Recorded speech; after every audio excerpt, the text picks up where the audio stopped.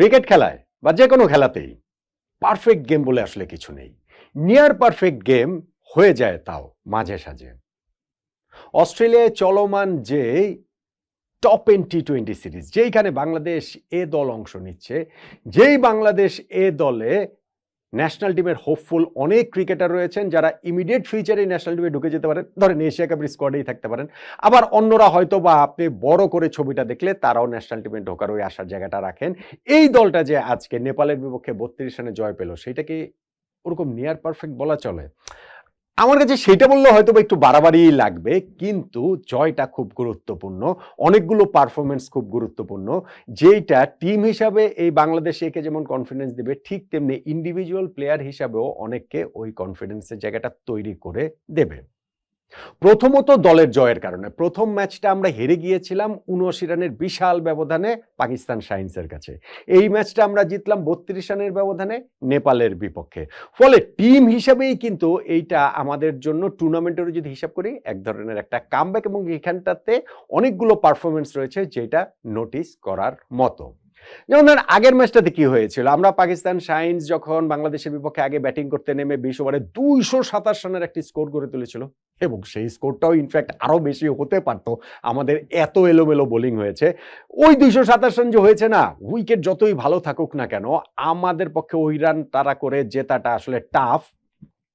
Wicket খুব ভালো ছিল, আমাদের ব্যাটসম্যানদের সেই পোটেনশিয়ালের জায়গাটাও ছিল। আমরা একটি স্টার্টও পেয়ে গেছিলাম, প্রথম ৭ ওভারে ১ উইকেটে ৯২ রান করে ফেলেছিলাম, কিন্তু এই রান তাড়া করে তো আমরা জিতি না। এত রান তো আমাদের ক্রিকেটাররা করতে অভ্যস্ত না। ফলে ওই সংকটের জায়গাটা আছে, এবং আমরা ঠিকই ১৪৮ রানে অল আউট হয়ে গিয়ে ৭৯ রানের বিশাল ব্যবধানে হেরে গেছিলাম, অত ভালো একটা স্টার্ট ব্যাটিংয়ে পাওয়া সত্ত্বেও। ফলে এই ম্যাচটাতে নেপালের বিপক্ষে আমাদের ভালো স্টার্ট পাওয়ার পরও একটা আশঙ্কার জায়গাটা কিন্তু ছিল। সেই আশঙ্কার জায়গাটা শেষ পর্যন্ত বাস্তবায়িত হয়নি লাকিলি, এবং আমি বলছিলাম যে ওই যে পারফেক্ট নিয়ার পারফেক্ট গেম, আপনি যদি বাংলাদেশের এই ব্যাটিং ইনিংসটাও দেখেন, টপ 3 এর মধ্যে একজনের বিগ স্কোর পাওয়া দরকার, সেইটার বক্সটা আমরা ঠিক করেছি। পার্টনারশিপ দরকার, প্রথম 2টা পার্টনারশিপে আমরা সেটা ঠিক করেছি, এবং লাস্টে একটা খুব ভালো ফিনিশিং দরকার, সেই জায়গাটাতেও আফিফ হোসেন ধ্রুবর ইনিংসটাতে আমরা আসলে ঠিক করেছে, এবং যেই কারণে বাংলাদেশের স্কোরটা ১৮৬ পর্যন্ত চলে যেতে পারে। আমাদের এইখানটাতে ওপেনিং পেয়ার এই শুরুতেই যখন ওই পাওয়ার প্লেতে আমরা বিনা উইকেটে ৫৩ রান তুলে ফেলেছিলাম জিসান আলম ও নাইম শেখের পার্টনারশিপে, 7th ওভারে গিয়ে নাইম শেখ তিনি আউট হলেন বটে 18 বলে 25 রানে একটা ইনিংস খেলে, কিন্তু জিসান আলম একটা ফ্যান্টাস্টিক নক খেলেছেন। জিসান অনেকদিন ধরেই বাংলাদেশ ক্রিকেটে, অনেকদিন মানে কি আমি লাস্ট সিজন থেকে অন্তত পক্ষে বলবো, আমাদের ডোমেস্টিক সিজনে আমরা যেহেতু যে ন্যাশনাল টি-20 খেলেছি, বিপিএল এ খুব ভালো এক্সপেকটেশন নিয়ে গিয়েছিলেন, যদিও অতটা ভালো করতে পারেননি। ফলে আমাদের ক্রিকেটে এইরকম একটা মারকুটে ব্যাটসম্যানের প্রয়োজনীয়তা রয়েছে, টি-20 ফরম্যাটে সবসময় প্রয়োজনীয়তা রয়েছে। সো তার কাছ থেকে ওরকম বড় কিছু প্রত্যাশা করা হচ্ছিল, এবং সেইটা ধরেন খুব রেগুলার তিনি পারফর্ম করতে পারছেন না, এবং উইচ ইজ কোয়াইট লজিক্যাল যে এই বয়সে এসে সেটা অত ধারাবাহিক তিনি হবেন কিভাবে, আমাদের ন্যাশনাল টিমের প্লেয়াররাই বা এরকম ধারাবাহিক না, আর এই বয়সে এসে কেন ধারাবাহিক হবেন। প্রথম ম্যাচটাতেও কিন্তু তার ব্যাটিং ওই গ্লিমসটা দেখা গিয়েছিল, 17 বলে 33 রানের একটা ইনিংস খেলেছিলেন, এবং আজকে তিনি একটা ফ্যান্টাস্টিক নক খেলেন এই নেপালের বিপক্ষে, 46 বলে 73 রানে প্রায় 160 স্ট্রাইক রেটে 5টা ছক্কা মেরেছেন, 4টা 4 মেরেছেন, এবং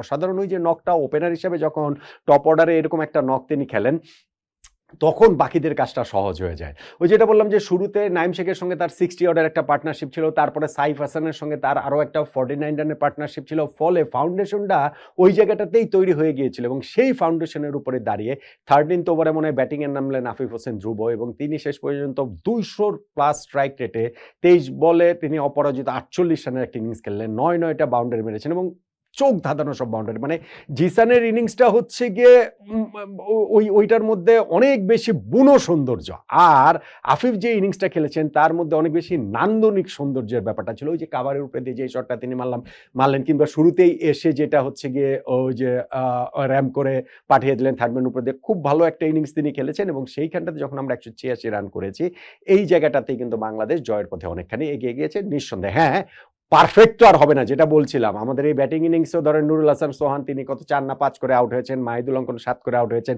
এই দুজনই আমরা বলতে পারি যে এশিয়া কাপের যে বাংলাদেশের জাতীয় দল সেইখানটাতে বড় হোপফুল, কিন্তু তারা এই জায়গাটাতে সুযোগ কাজে লাগাতে পারে। দেন এগেইন প্রতিটা ম্যাচে মানে একটা ম্যাচে সবাই কিন্তু আসলে পারফর্ম করবে না দল হিসাবে, সো এইটাও আমাদের মাথায় রাখতে হবে। 186 রান আমরা যখন করেছি, বাকি কাজগুলো ছিল বোলারদের। বোলারও তাদের কাজটা ফ্যান্টাস্টিকলি করেছেন। পাওয়ার প্লের ৬ ওভারে ২ টা উইকেট আমরা তুলে নিতে পেরেছি। ৪৯ রান নেপাল তুলেছে। 10th ওভার যেতে, যেতে আরো ২ টা উইকেট আমরা তুলে নিয়েছি। ৭৫ রান নেপাল তুলেছে। হ্যাঁ, তারপরেও আরো ১১২ রান লাগতো পরের ১০ ওভারে। সম্ভব যে না তা তো আর নয়। ওইটা সম্ভব ছিল।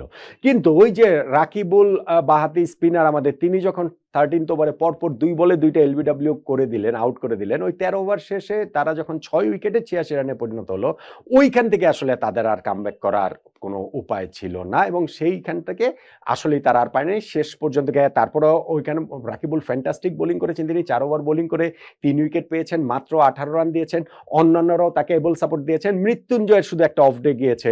বা আপনি ওইখানটাতে ১৩ ওভারে যখন ওই অবস্থাটা বললেন, সেখান থেকে শেষ যে আরো ৭ ওভারে তারা ৬৮ রান তুলে ফেলেছে এই নেপাল। ওইটা আমাদের জন্য একটা ওই যে মানে পারফেক্ট যে হলো না, সেটার একটা আক্ষেপ আকারের জায়গা থাকতে পারে।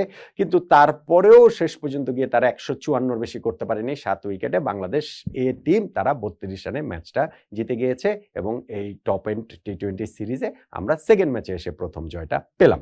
সো আমাদের এই ম্যাচগুলো থেকে যে ধরেন এই টুর্নামেন্টে বাংলাদেশের চ্যাম্পিয়ন হলে তো আর সেটা তো আর খারাপ না, মানে চ্যাম্পিয়ন হলে খারাপ হবে কিসের জন্য।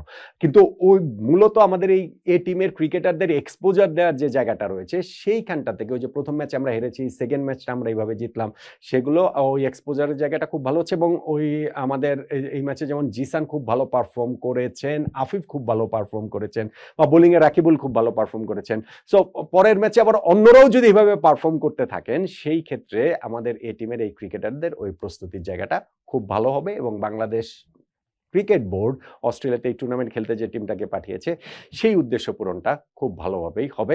বাংলাদেশ ন্যাশনাল টিমের এই মুহূর্তে খেলা নেই, কিন্তু এই যে ধরেন এই টিমেও ওইখানটাতেও আমাদের ন্যাশনাল টিমে খেলা, ন্যাশনাল হোপফুলস এরকম যে যারা রয়েছেন, তাদের এইরকম পারফরমেন্স দেখতেও আমাদের আসলে ভালোই লাগে এবং আমাদের ওই প্রত্যাশাটা আরো বাড়িয়ে দেয় যে সামনের ম্যাচগুলোতেও এই পারফরমেন্সের ধারাবাহিকতাটা তারা ধরে রাখতে পারবেন। নিশ্চয়ই পারবেন।